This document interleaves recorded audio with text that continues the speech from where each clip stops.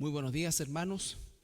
Les saludo en este nuevo domingo que el Señor nos permite enviar y presentar este servicio en honor a nuestro Señor Jesucristo y para el beneficio de todos nosotros. Vamos a orar para comenzar este servicio y posteriormente cantaremos la primera alabanza.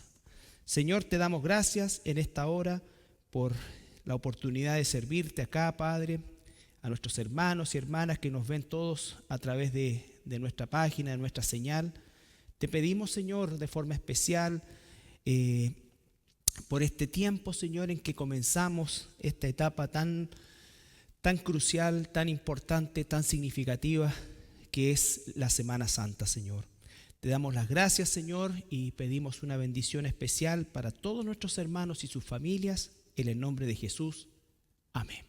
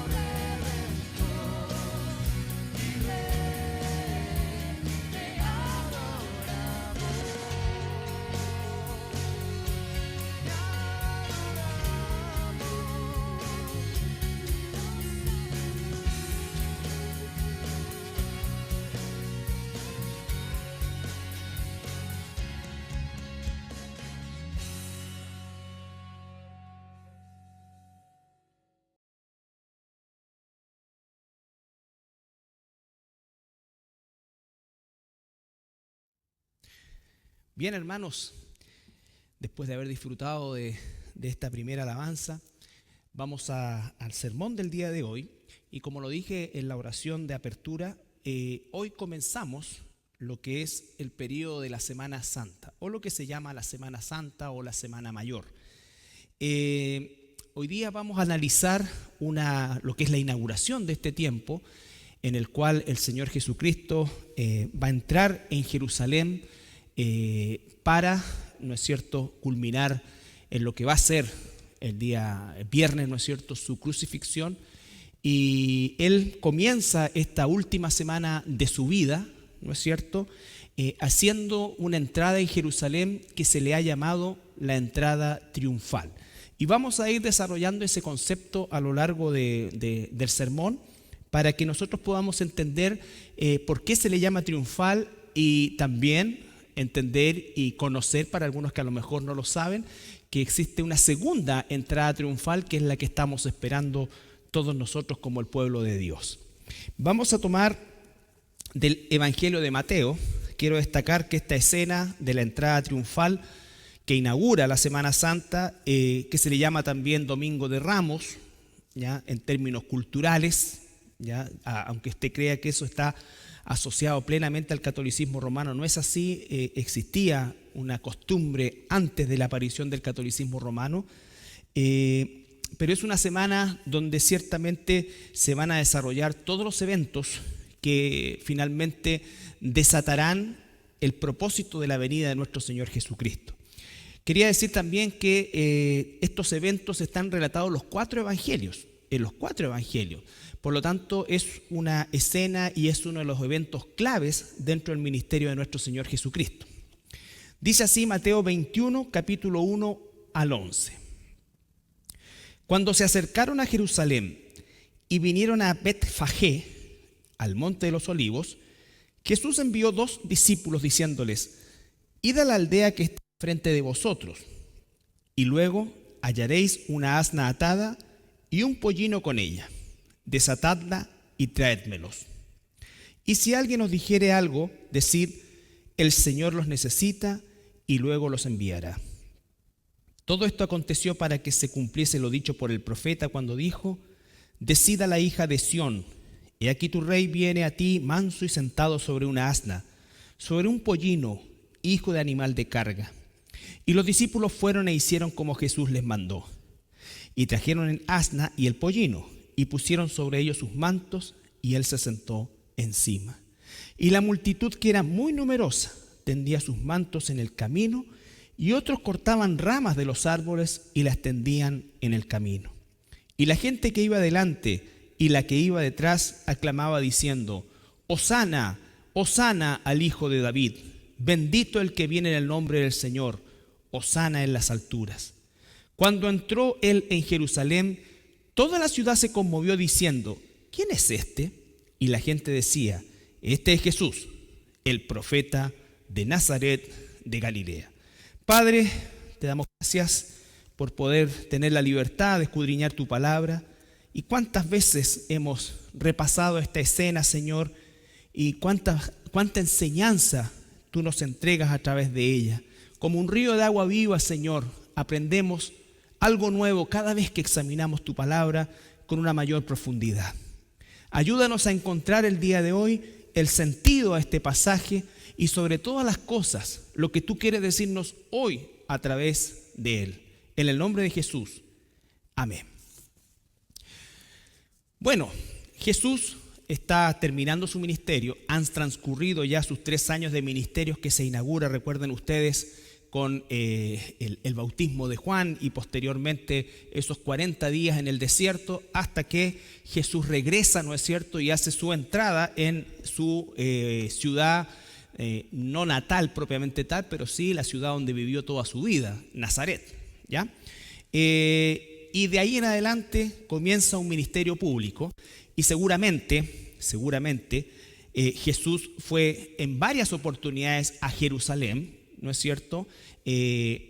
A pesar de que es muy probable que su ministerio haya sido, de acuerdo a lo que las escrituras nos muestran, mayoritariamente en los alrededores, empezando por la Galilea. Recuerden que él llega al norte, a Cesarea de Filipo, y probablemente también estuvo en Tiro y en Sidón, que eso es bien al norte de Israel.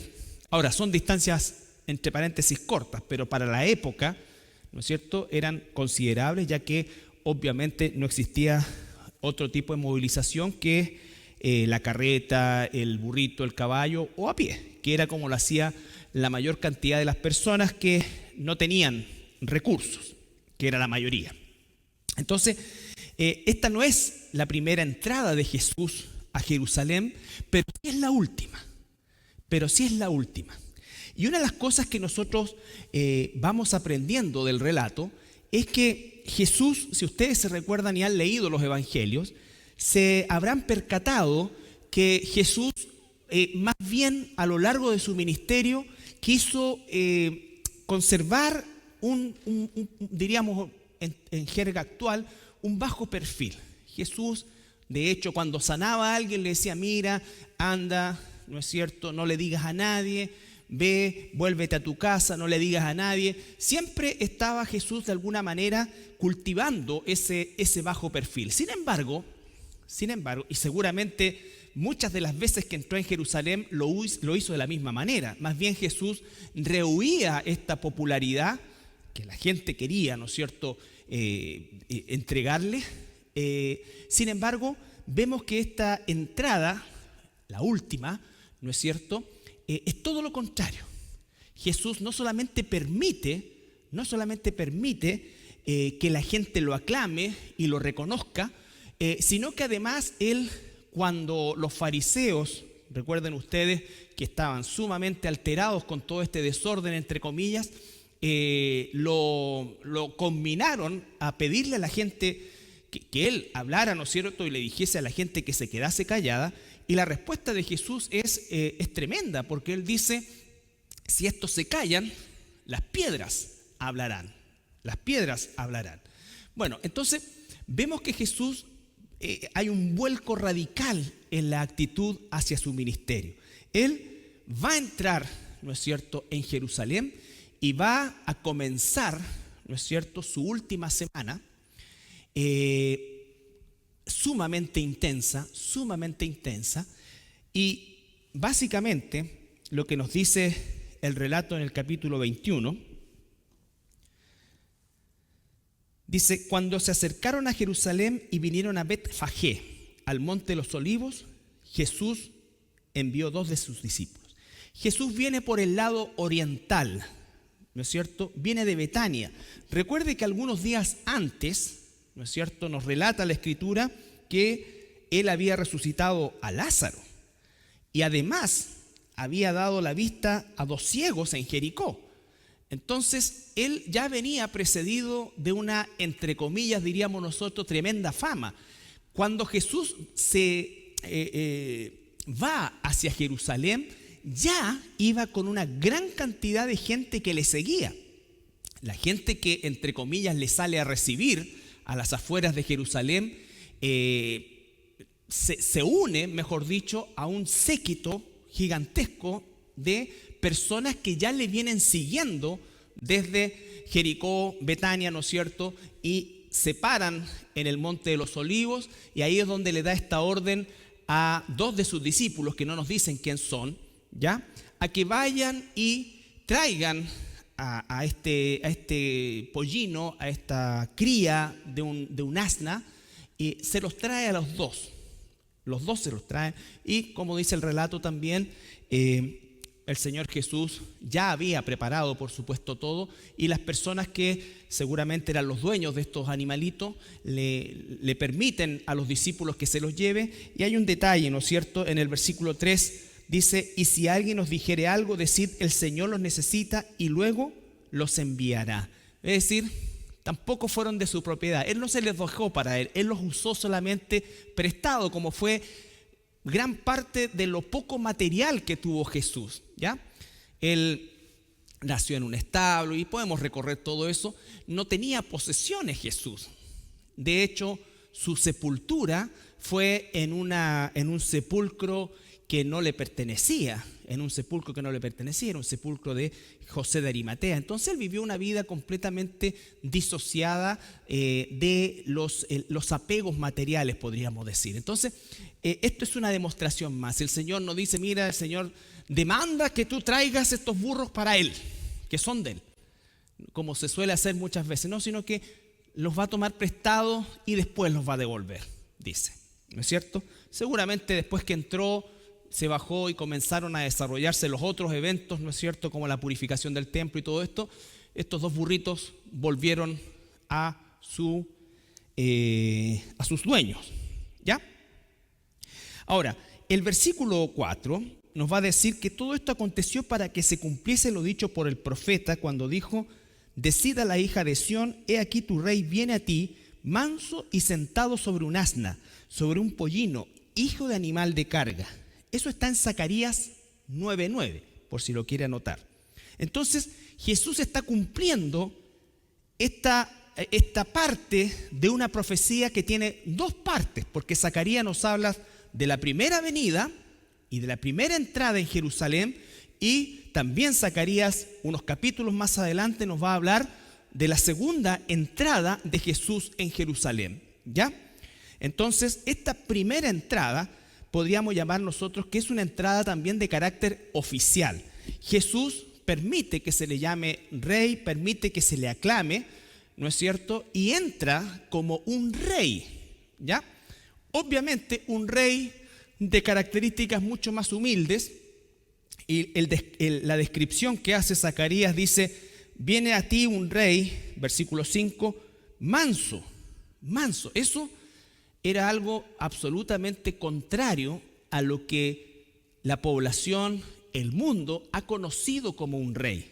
Puede que exista un buen rey, pero de ahí a un rey manso es otra cosa. Vale decir alguien afable, alguien cercano. Recuerdan que en Mateo también, en el capítulo 10, Jesús dice: aprendan de mí que soy manso y humilde de corazón. Entonces son rasgos del carácter de Jesús totalmente opuestos a lo que podemos hasta el día de hoy entender quizás nosotros de un rey, con mayor razón en aquellos tiempos en que la condición de rey o de emperador, en el caso del Imperio Romano, era algo sumamente distinto, cruel. Eran considerados semidioses y por lo tanto era realmente una situación sumamente terrible para la población en general. Y la misma nación de Israel había sufrido lo que significaba ser gobernados por reyes. Recuerden que el gobierno o la teocracia de Israel surge a partir de Moisés y se termina con el profeta Samuel, que fue el último juez guiado directamente por Dios, y el pueblo en esa oportunidad pidió que querían tener reyes igual que el resto de las naciones. Bueno, eso tuvo un costo tremendo que pagaron con Saúl, pagaron con David, pero por sobre todas las cosas pagaron con Salomón y con todos los reyes que se sucedieron después de la muerte de Salomón en un reino dividido, donde más o menos hubieron 20 reyes por cada lado en un periodo de cerca de los 200 años, donde dice la Escritura que prácticamente todos hicieron lo malo delante de los ojos de Dios. Entonces, Israel no tenía ninguna buena experiencia en cuanto al tema de la monarquía. Sí, quizás el tiempo de David fue un tiempo de mucho trabajo, de mucha conquista, y el tiempo de Salomón, la primera etapa especialmente, fue un periodo de paz, ¿no es cierto? De ahí viene la palabra Shalomón, él traería la paz, pero esto se pervierte al final de sus días, y a la muerte de Salomón, como digo, se sucede todo un proceso de monarquías tanto del norte y el sur, quienes, nos dice la Escritura, hicieron, la gran mayoría de ellos, lo malo delante de los ojos de Dios. Entonces, cuando la Biblia nos dice que este rey su característica es que es manso y se está sentado sobre un asna, sobre un pollino, hijo de animal de carga. Bueno, eso era más o menos habitual. A veces los gobernadores, pero no tanto un rey. ¿ya? Pero así algunas autoridades iban arriba de una asna, ¿no es cierto?, que los llevaban.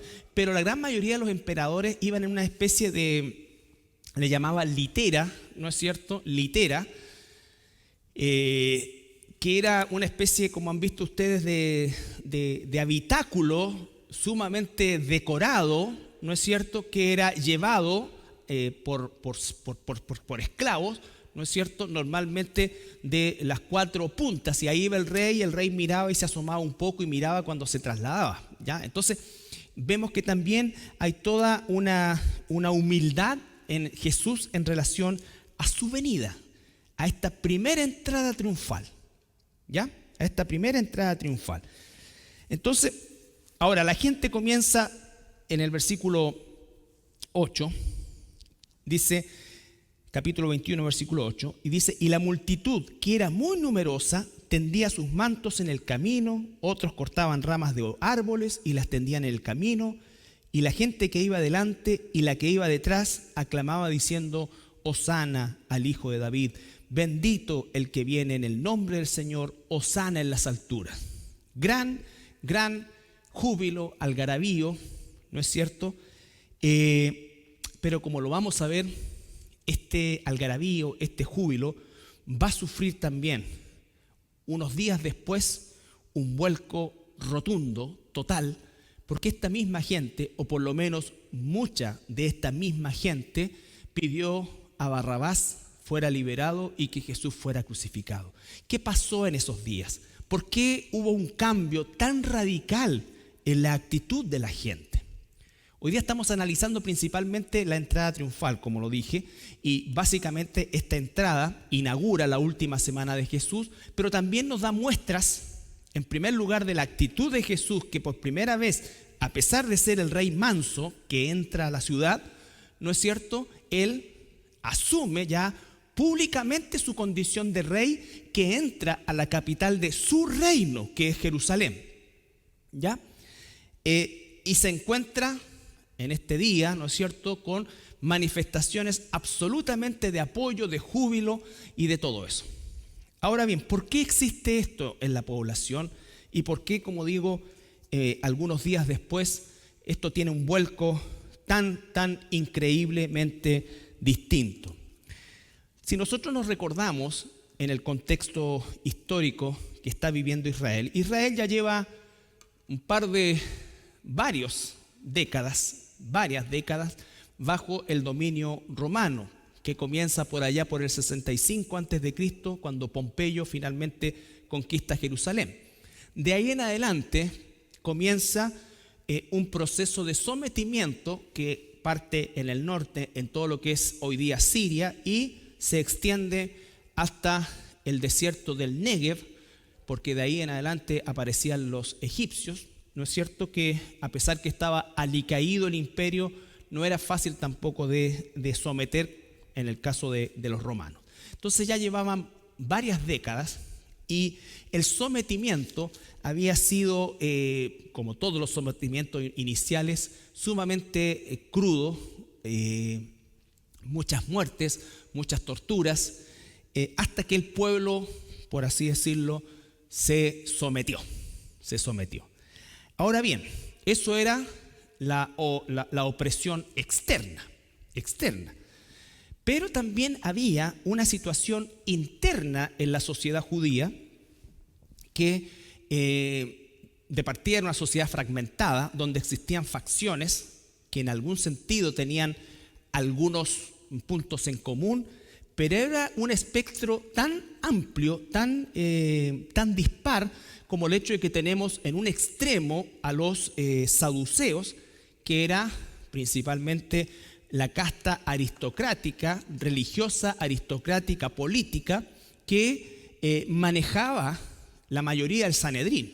La mayoría del Sanedrín, que era el tribunal judío que los romanos le permitían a los judíos, ¿no es cierto?, para que tuvieran sus propios juicios, principalmente por sus cuestiones religiosas, como vamos a ver que fue lo que Pilato le dice inicialmente a estos sacerdotes.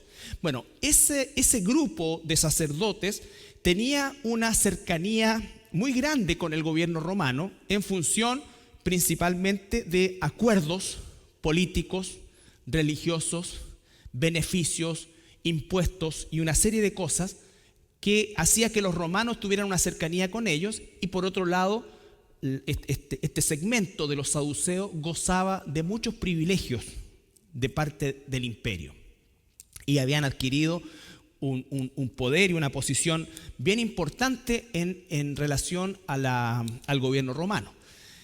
Y en el otro extremo tenemos una facción de judíos también que se llamaban los celotes. Los celotes no tenían ninguna relación con el gobierno romano y más bien ellos eran los que ejecutaban asesinatos de soldados cada cierto tiempo para provocar revuelta y todo esto. Entonces tenemos a los celotes, tenemos a los saduceos, unos cercanos a los romanos y disfrutando de los beneficios de esa cercanía, y otros completamente opuestos y generando, ¿no es cierto?, una especie de guerra de guerrillas dentro de la provincia de Judea. Y entre medio tenemos a los fariseos, que eran quienes administraban el templo y todo lo que tenía que ver con el ritual del templo. Los saduceos tenían una mayoría casi absoluta en el complejo político, y los fariseos manejaban casi de forma absoluta también lo que tenía que ver con lo religioso del pueblo. Estaban los esenios, otro grupo que se aisló. Estaban los herodianos. Los herodianos era una mezcla rara, ¿no es cierto?, que eran partidarios del rey Herodes, porque Herodes era judío de religión, ¿ya? Era judío de religión, no era judío de raza, pero sí judío de religión. Entonces existía esta fragmentación en el mismo pueblo. Sin embargo, había algo que resultaba transversal a todos estos grupos, y era el deseo y casi la convicción de la aparición del Mesías que los liberaría, del Mesías que les devolvería la gloria que tuvieron en el tiempo de Salomón o en la época de los macabeos, que es antes de Cristo, y que fue a quienes los romanos vencieron por allá por el 65 antes de Cristo. Entonces, esto era transversal y por lo tanto Jesús encajaba perfectamente con este anhelo. Sin embargo, los religiosos en sí, aquellos, como digo, que tenían un compromiso profundo con el gobierno romano, ellos estaban muy preocupados y veían en la figura de Jesús, por supuesto, un obstáculo, un enemigo y una situación que pudiera generar que los romanos, como sucede más adelante en el año 70 después de Cristo, se pusieran más arriba de la coronilla y aplastaran a la nación. ¿Ya? Bueno, estoy dando toda esta introducción para que usted entienda que Jesús va a hacer su entrada triunfal en Jerusalén, y las expectativas de quienes estaban ahí eran totalmente distintas al propósito de esa entrada y de esa aparición pública, ¿no es cierto?, de Jesús. Totalmente distinta. Y esto, hermanos, es fundamental porque no es ajeno a nosotros, y vamos a hacer un poco de aplicación. Hay muchas personas que creen en Jesús, personas, bueno, que piensan o tienen expectativas acerca de lo que Dios tiene o debe hacer. Personas que no conciben, por ejemplo, que Dios permita que sus hijos podamos sufrir, que todo nos tiene que salir como queremos. Por eso hay mucha gente que vive decepcionada con Dios, o te dicen, bueno, si Dios existiera no pasaría esto, no pasaría esto. ¿Cuántas veces usted o yo hemos escuchado eso a lo largo de nuestra vida? ¿No es cierto? Porque tienen una mentalidad, una imagen, una perspectiva, ¿no es cierto?, totalmente distinta de quién es Dios. Para ellos, Dios en sus mentes, como sucedía acá, funciona más bien como un liberador, el gran solucionador de nuestros problemas es Dios. Y no les entra y no aceptan que sea Dios quien nos meta a nosotros en problemas y dificultades para desarrollar su carácter en nosotros. Eso solo se entiende cuando hemos nacido de nuevo, pero estoy explicando el contexto. Entonces, por supuesto, este hombre le dio la vista a un par de ciegos, reconocidos ciegos por todos, resucitó a un hombre que había estado en un sepulcro ya 4 días, ha realizado otra serie de milagros. Ya lo que hizo en otras zonas llegó a oídos de toda la gente, y Jesús entonces era el indicado para dar un golpe de timón a la nación de Israel, a los judíos en este caso. Recuerde que a esta altura solamente prevalece la tribu de Judá, aunque la tierra se llama Israel. Los que están ahí son los judíos, por eso se llama provincia de Judea, que significa país de judíos, nombre que le colocaron los romanos. Entonces, esa es la situación. Hay una diferencia abismal entre el plan de Dios, el propósito de Dios y las expectativas de la gente. Y cuando no se cumplen las expectativas, la gente se rebela, porque ve a Dios, vuelvo a insistir, como el gran solucionador de sus problemas. Y eso, hermanos, desgraciadamente es algo que ocurre hasta el día de hoy. La gente, cuando se pertenece o participa de religiones, siempre está participando no para ser transformado, no para ser un siervo, sino para ser un administrador, y que este Dios que está en mi mente, ¿no es cierto?, le ponga su timbre a todos mis planes, a todos mis proyectos, a todas mis necesidades, y que me proteja de todo mal. Esa es la expectativa que tiene. Por eso es que cuando la expectativa no se cumple, la gente dice, bueno, Dios no existe. ¿Cómo yo? Que he sido devoto, que he sido esto, que he sido acá. ¿Cómo me va a salir un cáncer a mí? ¿Cómo me van a diagnosticar esto? ¿Cómo me entraron a robar? ¿Cómo me asaltaron? ¿Cómo perdí a un hijo? ¿Cómo perdí a mi esposa? La gente no se recupera de eso porque es tan fuerte. Y con esto yo quiero que usted entienda, porque a veces somos muy dados a juzgar, ¿no es cierto?, de decir, mira estos judíos como al principio están ahí, al final, y después piden a Barrabás. ¿Sabe qué? Nosotros hacemos lo mismo. Cuando no salen las cosas, cuando este supuesto Dios que tenemos en nuestra mente no cumple mis expectativas, pedimos a Barrabás. Y así la gente se mete en el esoterismo, en el hinduismo o en cualquier cosa, porque esto no funciona. Así me han dicho a mí, ¿sabes qué? Que Dios no me funcionó. Esa es la idea que tiene.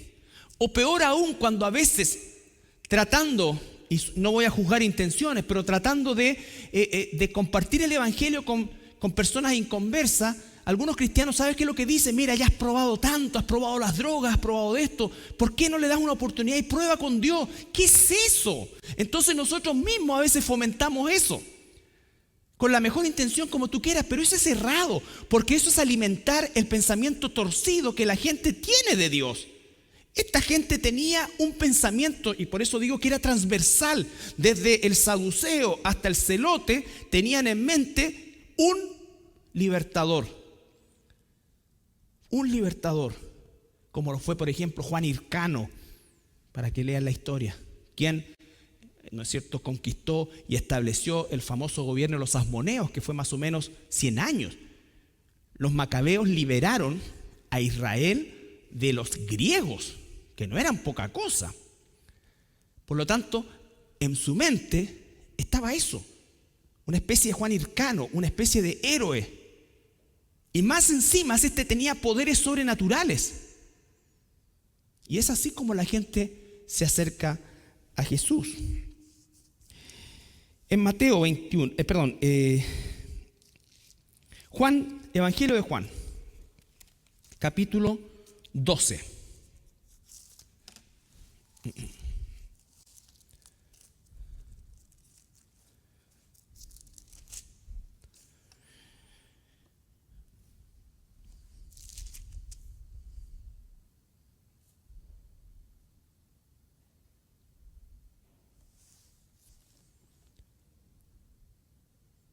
Aquí nos relata que el siguiente día, grandes multitudes que habían venido a la fiesta, al oír que Jesús venía, tomaron ramas de palmera y salieron a recibirle y clamaban: Hosana, bendito el que viene en el nombre del Señor, el Rey de Israel. Y halló Jesús un asnillo y montó sobre él, como está escrito. ¿Por qué tomó este relato? Porque estas multitudes venían a la fiesta de la Pascua. Venían a la fiesta de la Pascua. Jerusalén era un alboroto. Jerusalén cuadruplicaba su población en esta fiesta de Pascua, que es, junto con el Yom Kippur, las dos fiestas más importantes dentro del calendario judío. Y la Pascua era la celebración, el recuerdo de la salida de Israel a través de Moisés de la esclavitud egipcia. La palabra Pascua es Pesaj, que significa paso de la esclavitud a la libertad. Jesús venía, Él era la Pascua definitiva y era el salir de la esclavitud, pero no de Roma, sino que de la esclavitud del pecado a la libertad de los hijos de Dios. Eso no lo entendían ellos y mucha gente no lo entiende hoy, la gran mayoría, y desgraciadamente gente en la iglesia tampoco lo entiende así.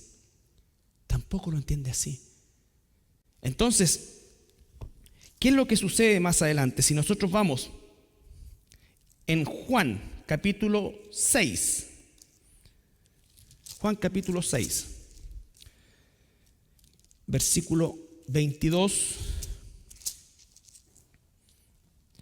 al 26. ¿Cuáles son las expectativas de las personas? ¿Por qué la gente en su naturaleza carnal se quiere acercar a Dios o a algún Dios? ¿No es cierto? ¿Cuántas veces las personas están tan mal que dicen, bueno, voy a acercarme a Dios, voy a empezar a venir a la iglesia? Al día siguiente, la gente que estaba al otro lado del mar vio que no había habido allí más que una sola barca y que Jesús no había entrado en ella con sus discípulos, sino que éstos se habían ido solos. Pero otras barcas habían arribado de Tiberias junto al lugar donde habían comido el pan después de haber dado gracias al Señor. Cuando vio pues la gente que Jesús no estaba allí, ni sus discípulos, entraron en las barcas y fueron a Capernaum buscando a Jesús. Fíjese esto, o sea, buscando a Jesús. La pregunta es, ¿por qué estaban buscando a Jesús? ¿Por qué estaban buscando a Jesús? Y hallándole, versículo 27, al otro lado del mar, le dijeron: Rabí, ¿cuándo llegaste acá? Respondiendo Jesús y les dijo: de cierto os digo que me buscáis, no porque habéis visto las señales, sino porque comisteis el pan y os saciasteis. Y os saciaste. Podemos entender que era gente, como les he dicho muchas veces, que no comía todos los días y probablemente comía una vez al día los días que comía.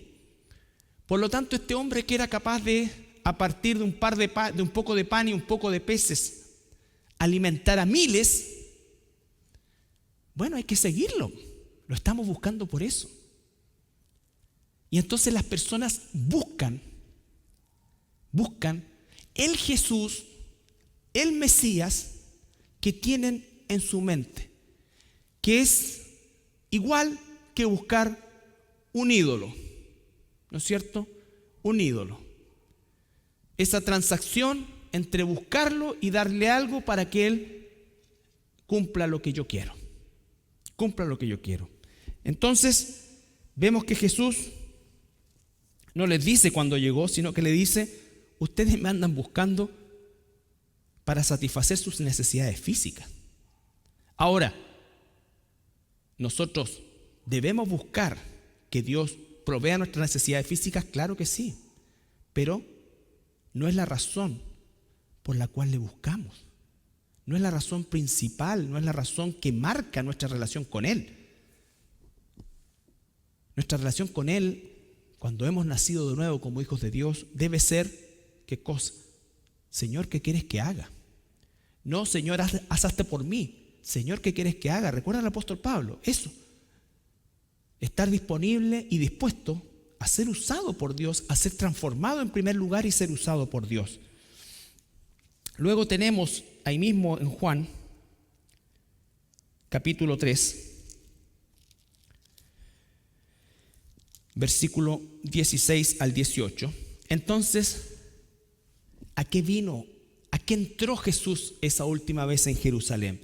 Ya decimos, una ciudad tremendamente agitada, con los peregrinos, con el mercadeo que existía, ¿no es cierto?, con todo el comercio que existía ahí, que no es el tema de hoy, pero era una cosa tremenda, tremenda. Con una expectativa de parte de la población en general, ya sea porque tenían un convencimiento o ya sea porque seguían lo que los demás hacían. Pero en definitiva, no sabían exactamente o no tenían conciencia de a qué entraba en esa oportunidad Jesús. Capítulo 3, ¿a qué entró Jesús? Dice el capítulo 3, versículo 16, porque de tal manera amó Dios al mundo que ha dado a su Hijo unigénito, para que todo aquel que en Él cree no se pierda, mas tenga vida eterna. Porque no envió Dios a su Hijo al mundo para condenar al mundo, sino para que el mundo sea salvo por Él. Ese es el propósito de su primera entrada. Ir a Jerusalén, morir en la ciudad sagrada de Dios, como el Cordero de Dios que va a quitar la maldición del pecado. Y el que cree en Él como su Salvador, entonces tendrá vida eterna. No el que cree o tiene una imagen distorsionada de Jesús. Jesús, cuando le llamamos Salvador, la pregunta es: ¿Salvador de qué? Jesús no cambió nada, ni de la política, ni de la cultura, ni de la posición de Israel desde el punto de vista de su yugo bajo Roma. No cambió nada, porque su propósito no era cambiar lo social, su propósito era cambiar al hombre, lo espiritual. Esto, hermanos, es una tremenda enseñanza. Jesús no provocó ningún cambio. De hecho, 40 años después, o 37 para ser más exacto,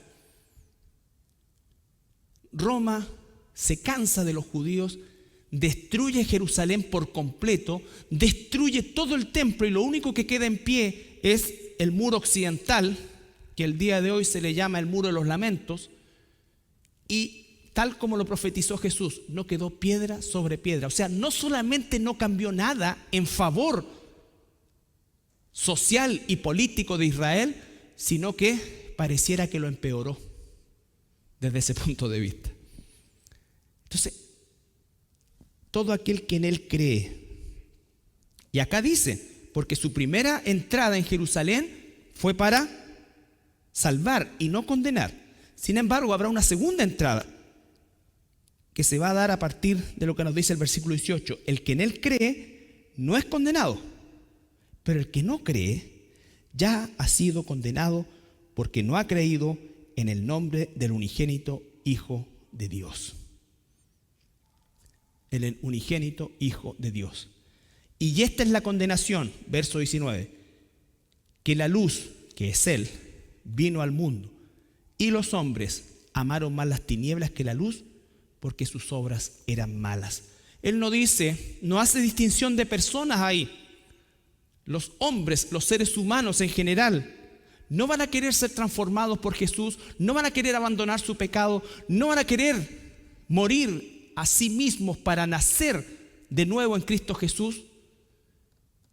Y eso es preferir las tinieblas. Entonces, Jesús va a hablar, volvemos a Mateo.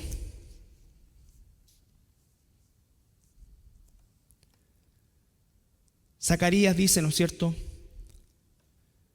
He aquí tu rey viene a ti, manso y sentado sobre un asna, sobre un pollino, hijo de animal de carga. Jesús venía a establecer las bases de un reino futuro. Él fue proclamado rey y lo es. Sin embargo, este reino, como dice el Evangelio de Juan, capítulo 18,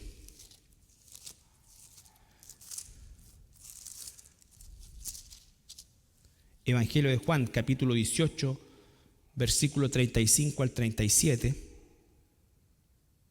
Jesús está delante de Poncio Pilato. Pilato le respondió: ¿soy yo acaso judío? Tu nación y los principales sacerdotes te han entregado a mí. ¿Qué has hecho? Respondió Jesús: mi reino no es de este mundo. ¿Se dan cuenta que Jesús como que nunca contesta las preguntas? Dice lo que él tiene que decir. Los otros le preguntaron: ¿a qué hora te viniste? Y él dice: ustedes me buscan porque andan detrás de lo que yo puedo darles. No quieren ser cambiados, no quieren entregarse, no quieren servirme. Y acá Jesús le dice: mi reino no es de este mundo, de este planeta, de este sistema. Aunque se establecerá el reino de Dios, pero dice: no es de este mundo. Si mi reino fuera de este mundo, mis servidores pelearían para que yo no fuera entregado a los judíos, pero mi reino no es de aquí. Le dijo entonces Pilato: luego, ¿tú eres rey? Respondió Jesús: tú dices que yo soy rey. Yo para esto he nacido y para esto he venido al mundo, para dar testimonio de la verdad. Todo aquel que es de la verdad oye mi voz. ¿Se dan cuenta? Los propósitos de Jesús son totalmente distintos. Jesús está hablando de verdad.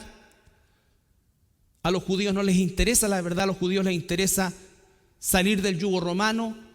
A los judíos políticos les interesa mantener en un statu quo la relación con los romanos para seguir beneficiándose de eso.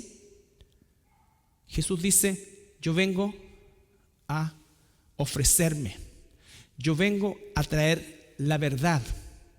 Para esto vine, para esto nací. Yo soy un rey.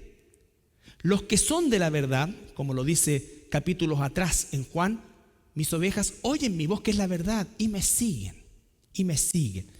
Entonces, la posición de Jesús, los propósitos de Jesús son totalmente distintos a las expectativas del pueblo. Y eso es lo que pasa. Por eso es que la conversión es un acto sobrenatural, es un milagro. Porque mis propósitos carnales no tienen nada que ver con los propósitos de Dios. La única forma de que esos propósitos sean abrazados por mí es que haya nacido de nuevo. Haya nacido de nuevo, tal como Jesús le dijo a Nicodemo. En Marcos capítulo 1,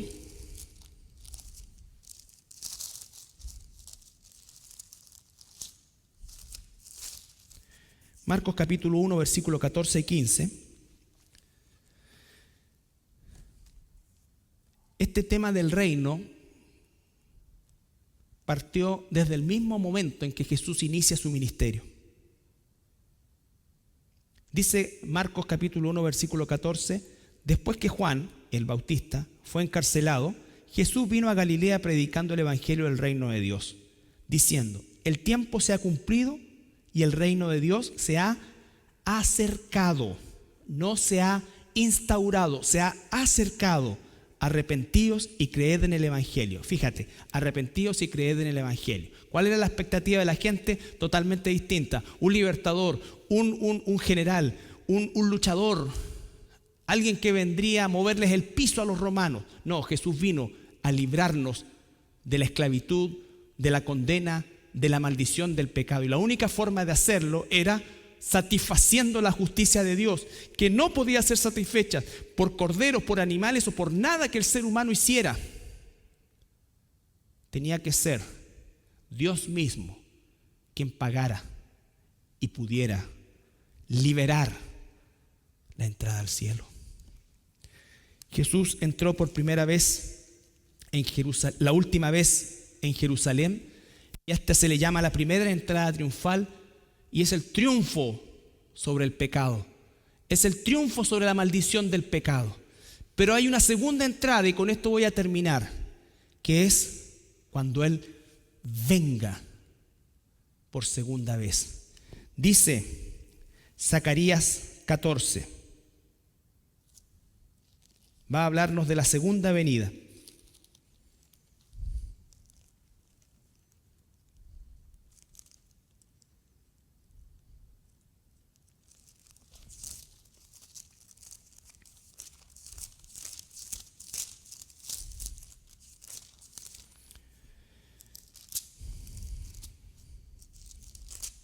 Zacarías 14, versículo 1 al 4.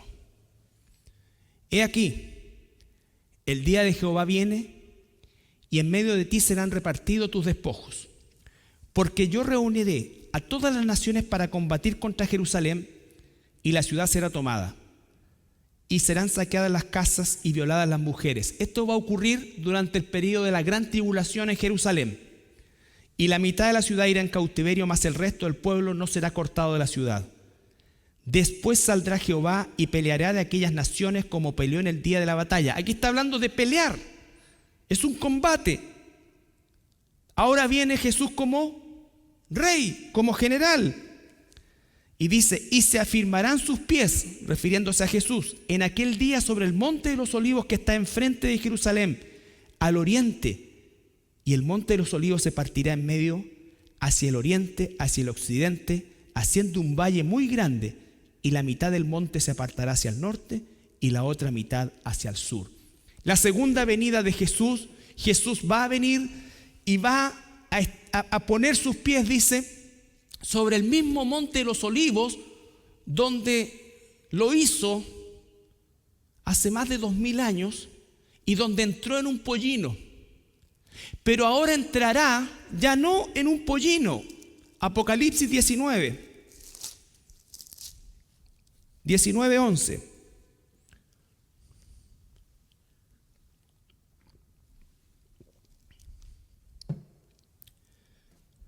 Apocalipsis 19:11 dice: entonces vi el cielo abierto, y he aquí un caballo blanco, y el que lo montaba se llamaba Fiel y Verdadero, y con justicia juzga y pelea. Sus ojos eran como llama de fuego, y había en su cabeza muchas diademas, y tenía un nombre escrito que ninguno otro conocía sino él mismo.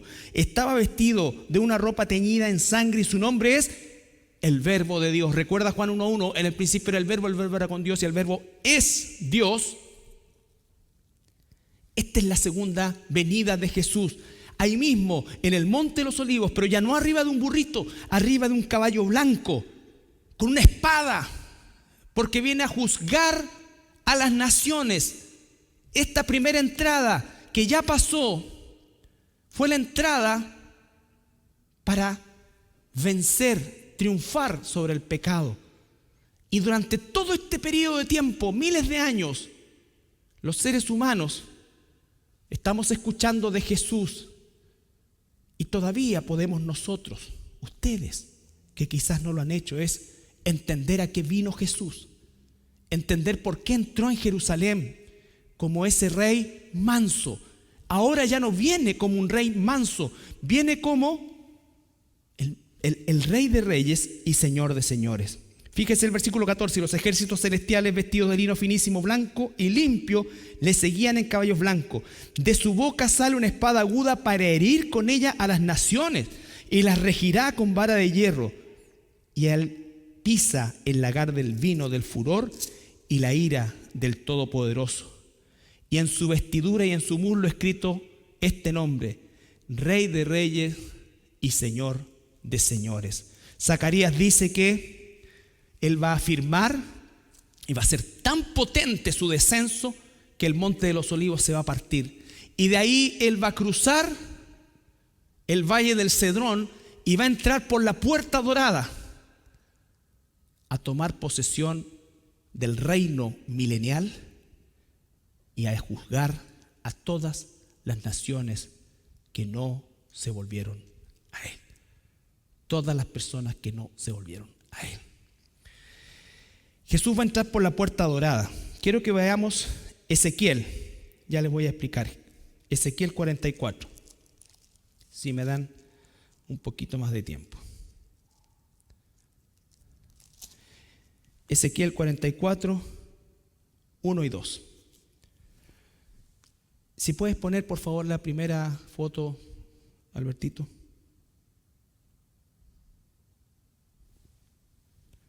Bueno, Ezequiel capítulo 44, versículo 1 y 2 dice: me hizo volver hacia la puerta exterior del santuario, la cual mira hacia el oriente y estaba cerrada. Y me dijo: esta puerta estará cerrada, no se abrirá, ni entrará por ella hombre, porque Jehová Dios de Israel entró por ella, estará por tanto cerrada. En cuanto al príncipe, por ser el príncipe, él se sentará allí para comer pan delante de Jehová, por el vestíbulo de la puerta entrará y ese mismo camino saldrá. Entonces dice, esta puerta dorada estará cerrada. ¿Tú la estás mostrando? Ah, ya. Bueno, en la imagen que ustedes están viendo es una imagen desde el Monte de los Olivos, la misma imagen que tuvo Jesús. Si ustedes se dan cuenta, al final está la puerta dorada, que también se llama la puerta oriental, también se llama la puerta de la hermosa o la puerta de la misericordia, porque por ahí se accedía al templo. Bueno, lo interesante de esto es que cuando Jerusalén ha sido destruida y reconstruida muchas veces, pero siempre el lugar de la muralla ha sido más o menos siempre el mismo. La ciudad amurallada que llaman tenía originalmente 12 puertas, actualmente existen 7 puertas habilitadas y la única puerta que está sellada es la puerta dorada, tal como dice Ezequiel. Queda cerrada porque Dios, refiriéndose a Jesús, entró por ahí la primera vez que entró en Jerusalén, la primera entrada triunfal con un pollino y todo, ¿no es cierto? Y ahora se cierra hasta que Él vuelva a entrar. Qué increíble, hermanos, si está cerrada esa puerta, porque los turcos otomanos, que gobernaron durante casi 600 años una parte importante de Oriente y el Medio Oriente, Europa también, el famoso sultán Solimán el Magnífico, por allá por el siglo XVI, 1500 y algo, 1541 exactamente, selló, él conoció esta profecía de alguna manera y él fue el que mandó a sellar esta puerta. Cuando reconstruyeron los muros, él selló esa puerta, porque el muro que existe hoy día, ¿no es cierto?, las rocas que están arriba, las piedras, ya son de la época de los turcos otomanos, ¿ya? En el mismo lugar, pero las rocas que se ven pertenecen al Imperio Turco Otomano. Si uno examina, y hemos tenido por la bendición de Dios la oportunidad de mirar los cimientos, están las rocas originarias del tiempo de Salomón, ¿ya? Y esa puerta dorada, él no la abrió nunca, o sea, cuando la reconstruyó y la selló, inexplicablemente para ellos. Pero sí, él sabía de esta profecía. Es más, el día de hoy, bueno, no el día de hoy, junto con eso, con sellarla, instalaron un cementerio, ¿no es cierto?, ahí rodeando o al frente de esa puerta, porque en su mentalidad, según lo que dice la Biblia, el Levítico, un Kohanim, que es lo que consideran ellos a Jesús, vale decir un sacerdote, no puede hacerse inmundo pasando por entre medio de cadáveres. Entonces él, en su lógica, cerró las puertas para que no entre el Mesías y además, como decimos, le chantó un cementerio para que tenga ese obstáculo que atente contra su pureza. Bueno, esa puerta se derribará, esos bloques que usted ve ahora ahí serán derribados en la segunda entrada triunfal de Jesús, que es la que Él ya viene como Rey de Reyes y Señor de Señores, y viene a tomar posesión del trono para dar inicio al reino milenial. Celebramos algo pasado, esta entrada triunfal sobre la maldición del pecado en el pasado, y esperamos esta segunda entrada para reinar y vivir en el reino milenial de nuestro Señor Jesucristo. ¿Por qué la gente rechazó a Jesús? Volviendo a la temática inicial, porque sus expectativas eran egoístas, propias, y no tenían nada que ver con los propósitos de Dios. ¿Qué debemos hacer nosotros como hijos de Dios que conocemos todo esto? es predicar el Evangelio. Ahí está el propósito de la venida de Jesús. Y rogar a Dios para que aquellos que escuchen el Evangelio no cierren las puertas a Jesús, sino que se las abran para que Él comience a reinar en sus vidas y en sus corazones. Vamos a orar. Padre amado, gracias te damos porque tú, Señor, entraste en ese tiempo a Jerusalén como un rey manso, como un rey que venía a ofrecerse no solamente por nosotros, sino por el pecado y la maldición del pecado, Señor. Algo que la gente de aquella época no entendió y que la gente de esta época tampoco entiende, Señor. Tú nos has puesto a nosotros para explicarles y predicarles realmente que hay propósito en ti y que tú eres el único que puede salvarlos de la maldición del pecado y de la condena en el fuego eterno. Señor, ayúdanos a compartir el Evangelio con ruegos a aquellos que están sin ti, Señor.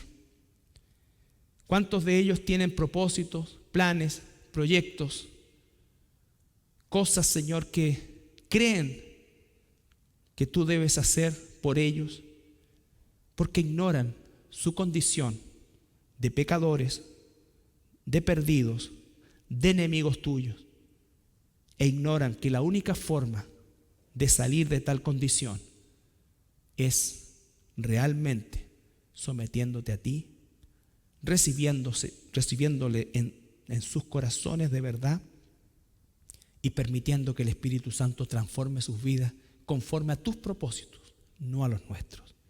Gracias, Padre amado, en el nombre de Jesús.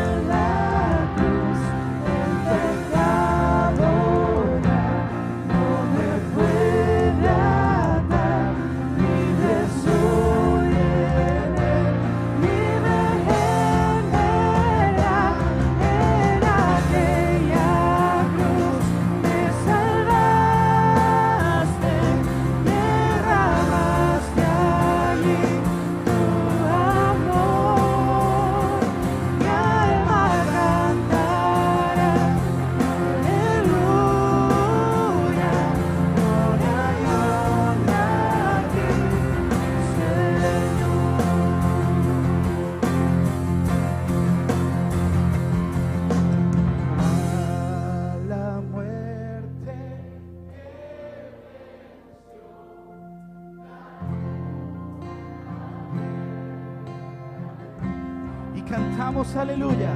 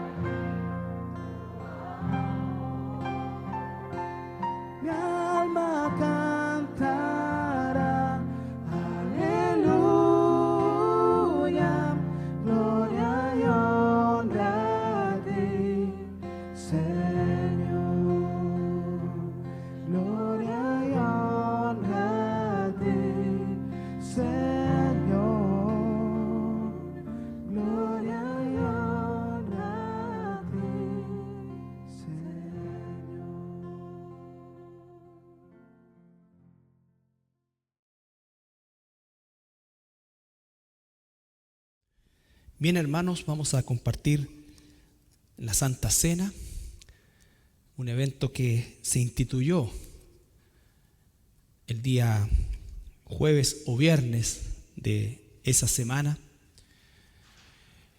jueves en la noche probablemente, en que Jesús compartió esta cena pascual con sus discípulos e instituyó este nuevo pacto. Este nuevo pacto que ya no estaría basado en el pacto antiguo, simbólico a través de animales y la sangre de corderos, sino que en su propio cuerpo y en su propia sangre. El Señor Jesús, al finalizar la cena, tomó un trozo de pan, lo partió y se lo dio a sus discípulos, diciéndoles: tomen y coman, porque este es mi cuerpo que por vosotros es entregado. Participemos del pan.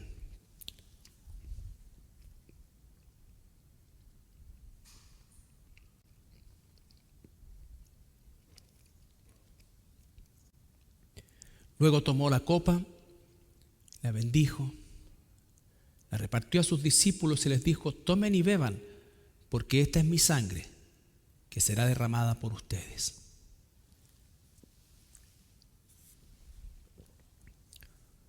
Señor, hoy, más de 2000 años después de esta cena que inaugura el nuevo pacto, previa a todos los eventos que culminarían en la cruz, Señor, lo hacemos con la misma convicción de que tú eres Dios y que al recordarte, Señor, a través de estos implementos sencillos, Señor, un poco de pan y un poco de vino, Padre, estamos recordando y anunciando a este mundo tu muerte, tu resurrección y tu victoria sobre el pecado, Señor. Gracias, Padre amado, en el nombre de Jesús. Amén. Bien, hermanos, antes de despedirnos, vamos a dar los anuncios para esta semana. En primer lugar, el día lunes 29 de marzo, mañana, comienza nuestro ciclo 2021 de reunión de varones a las 20 horas de manera online. Ingreso por medio de la página web de la iglesia, y este lunes estaremos en sala general para saludarnos y presentar algunas consideraciones del Ministerio de Varones para este año 2021.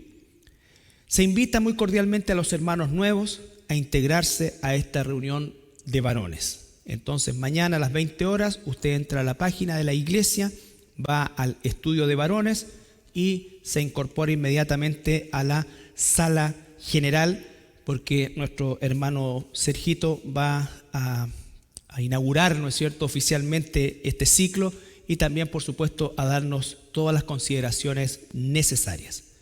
El día martes 6 de abril, reunión del nivel juveniles a las 19 horas también, de carácter virtual.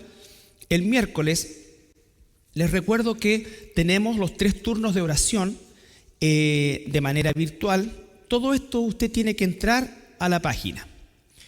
A las 9 horas, el primer turno, a las 16 horas, el segundo turno, y a las 19:15 horas, el último turno.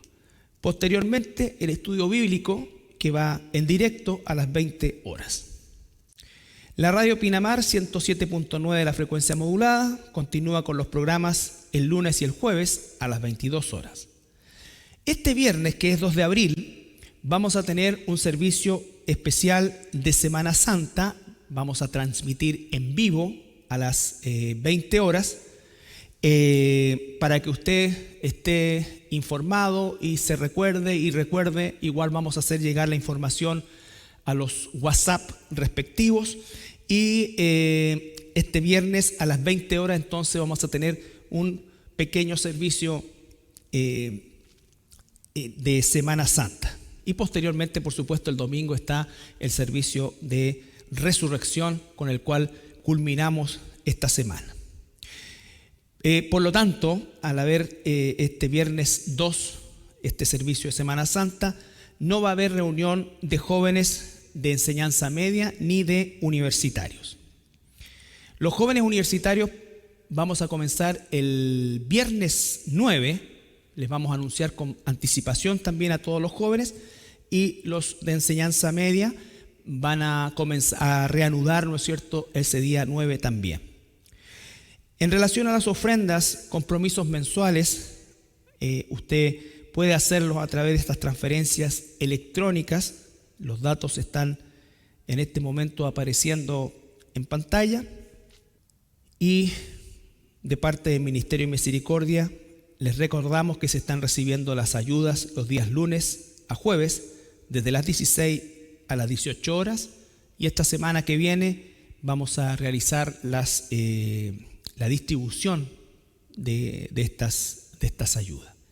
También quiero agradecer a todas mis hermanas porque este día jueves que pasó se reunieron, comenzaron su ciclo también, ahora de manera virtual, viéndose, y participaron casi 100 hermanas en total, lo cual es un número muy lindo y agradezco al Señor por eso y las animo, ¿no es cierto?, a ir desarrollando esto, ¿no es cierto?, ayudando a las hermanas que a lo mejor no tienen la expertise como yo en temas computacionales, porque sé que algunas entraron un poquito atrasadas y quizás otras quedaron fuera, pero la idea es, ¿no es cierto?, que a medida que va transcurriendo el estudio, lo mismo con los varones, vamos familiarizándonos mejor con la plataforma. Así que eso, hermanos, vamos a orar y a cantar la última alabanza. Padre Celestial, te damos gracias por todo lo que nos has permitido vivir durante este servicio, aprender de tu palabra, aprender, Señor, la importancia de comunicar correctamente el Evangelio para que aquellos que tienen las falsas expectativas acerca de ti, Señor Jesús, puedan escuchar lo correcto, lo verdadero, a fin de que puedan abrir su corazón a ti. Gracias, Padre amado, por toda nuestra hermandad.